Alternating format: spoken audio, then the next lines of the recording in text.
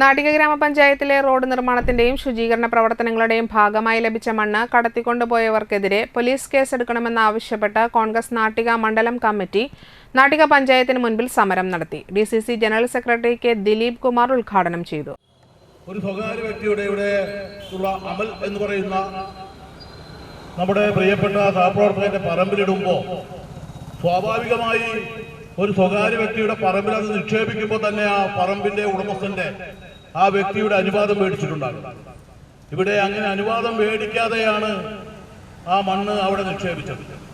അത് കഴിഞ്ഞ് തങ്ങളുടെ ഇഷ്ടക്കാർക്ക് വേണ്ടി ആ മണ്ണ് അവിടെ നിന്ന് കയറ്റിക്കൊണ്ടുപോവുക മാത്രമല്ല, ആ മണ്ണ് നിക്ഷേപിച്ച പറമ്പിൽ നിന്ന് ഏകദേശം ഒരു താഴ്ചയിൽ സ്വകാര്യ വ്യക്തിയുടെ മണ്ണ് കൂടി എടുത്തുകൊണ്ടുപോയി എന്ന് പറഞ്ഞാൽ വെറും കൊള്ളയല്ല, തീവെട്ടിക്കൊള്ളയാണ് നടന്നത് എന്ന് നമുക്ക് മനസ്സിലാക്കാൻ കഴിയും.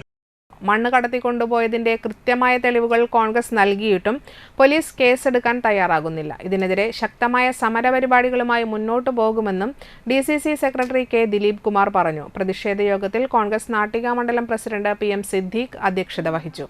DCC സെക്രട്ടറി അനിൽ പുളിക്കൽ മുഖ്യപ്രഭാഷണം നടത്തി. DCC secretary VR Vijayan, Mahila Congress Nattika block president P Vinu, block Congress committee ഭാരവാഹികളായ AN Siddhaprasad, CG Ajith Kumar, TV Shine, Jeeja Sivan, KV Sukumaran, PC Manikandan, Madhu Anthikkad, CK Manikandan എന്നിവർ സംസാരിച്ചു.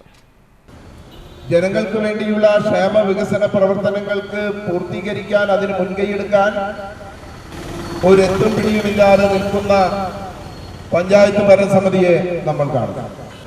അവിടെ നിന്നോട്ട് നമ്മളൊന്ന് കണ്ണോടിച്ചാൽ അഴിമതിയുടെ കേളീരംഗമായി, അഴിമതിയുടെ കൂത്തരങ്ങായി നാട്ടിക പഞ്ചായത്തിലെ CPM ഭരണം മാറുന്ന കാഴ്ചയാണ്.